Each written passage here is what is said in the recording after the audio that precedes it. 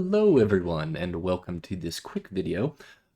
If you are not aware, the new boss, the Phantom Muspa, has come out, and with it, some new rewards. A lot of people are focused on the bow because it's better in more places. I guess it's the more flashy drop, but not as much attention is being put onto the Ancient Scepter here. And I think that all the people crying, this is a mid-level boss, this is a mid-level boss. It's not a mid-level boss, at least in terms of gear and difficulty. I was able to grind out about 80 something kills, but it really drains supplies. It's very expensive to do, even though it's very profitable right now.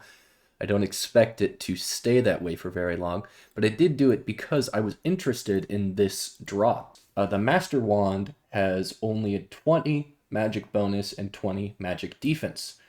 And if we look, it doesn't show the stats in room light at the moment yet, but we can show it in the equipment screen. We have, again, 20 magic attack bonus, but a slight reduction in magic defense.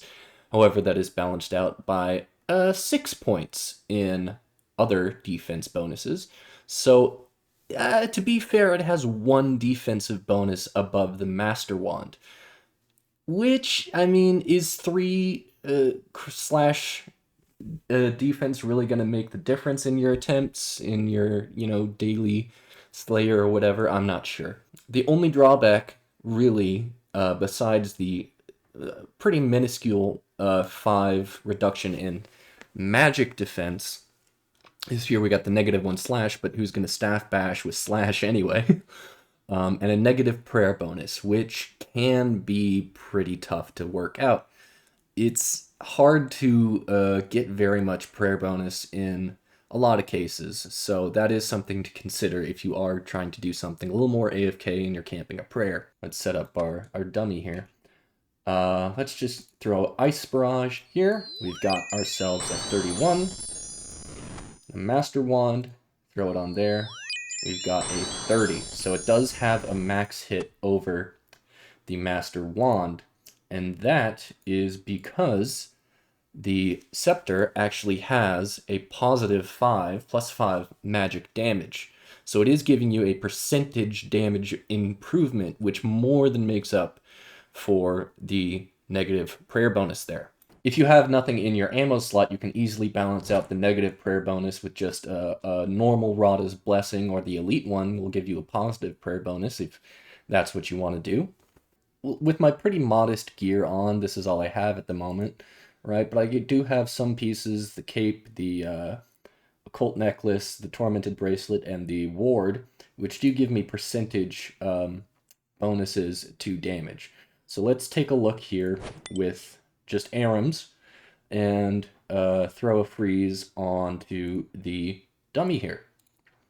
With the Master Wand, we are getting 36 without the Slayer helmet, and then we are getting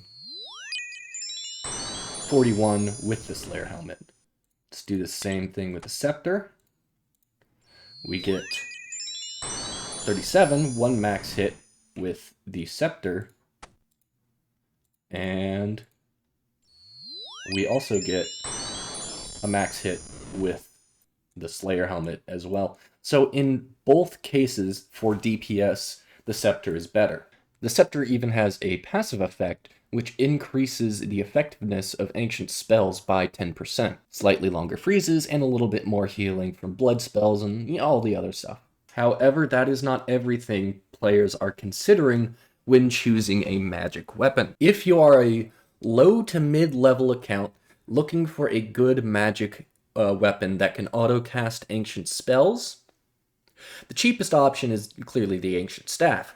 But the Master Wand is not that expensive, and it's tradable. So, I'm not sure if they have plans going forward to make this item tradable, the Scepter, but they did talk about in the RuneScape livestream with the developers and everything, they talked about the drop tables and how they're planning on making the Saturated Imbued Heart tradable. I think that would be a good idea to do for this item as well. I'm not sure why it's untradable, but for the time being, I don't think you can sell the icon or the Scepter on the GE. I tried with both.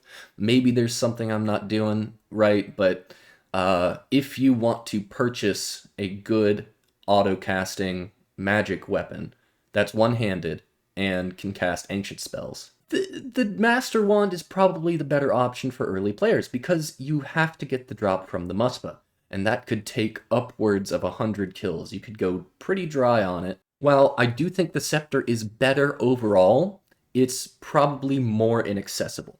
So, in conclusion, I think that I'm going to stick with the Scepter for the time going forward until I can afford a Kodai wand, but for now, let's throw that in the GE.